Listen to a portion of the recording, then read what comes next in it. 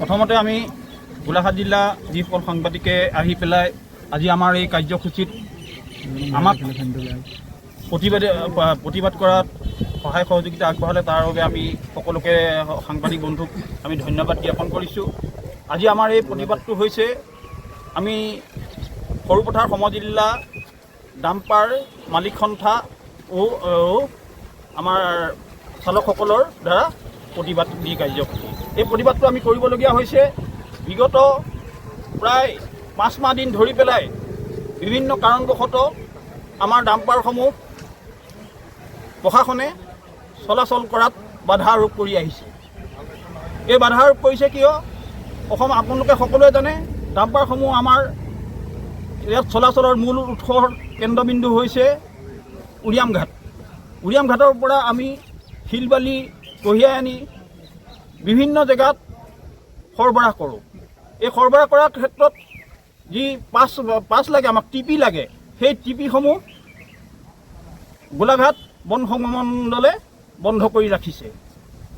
টিপিসমূহ বন্ধ কৰাৰ কাৰণে আমাৰ ডাম্পাৰসমূহ ইতিমধ্যে বন্ধ হৈ গৈছে। আৰু তাৰ পৰিপ্ৰেক্ষিতত আমাৰ যিসকল ডাম্পাৰ মালিক তেওঁলোকে সময়মতে EMI দিব পৰা নাই। চালকসকলৰ চৌকাত জুই নজ্বলা অৱস্থা এটা সৃষ্টি হৈছে। গতিকে এই পৰিস্থিতিৰ পৰা উপশম পোৱাৰ হেতু আমি সৰুপথাৰ জিলাৰ মালিকসকল আৰু চালকসকল লগ লাগি আজি গোলাঘাট জিলা বন সংমণ্ডলৰ কাৰ্যালয়ত আমি এক প্ৰতিবাদী কাৰ্যসূচী ৰূপায়ণ কৰোঁ। কি আশ্বাস দিছে আপোনালোকক লগ পাইছে? DFO ছাৰে আমাক আশ্বাস দিছে যে খুব সোনকালে এই বিষয়ে তেওঁ বিভাগীয়ভাৱে ওপৰৰ লগত যোগাযোগ কৰি আমাৰ গাড়ীসমূহ চলাচল কৰাত সুবিধা কৰি দিম বুলি আমাক কথা দিছে। আৰু আমি সেই হেতুকে আজিৰ যি প্ৰতিবাদী কাৰ্যসূচী আমি সমাপ্ত কৰিছোঁ। তেখেতক ইতিমধ্যে আমি বিভিন্ন দাবী সম্মিলিত এক স্মাৰকপত্ৰ প্ৰেৰণ কৰিছোঁ।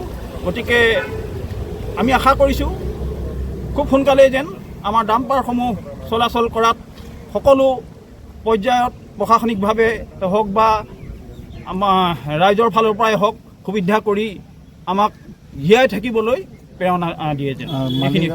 চালক আৰু মালিক পক্ষ কিমান সংখ্যক আহিছে? আজি চালক আৰু মালিক সংখ্যক প্ৰায় আমাৰ 150মান মানুহ আহিছে।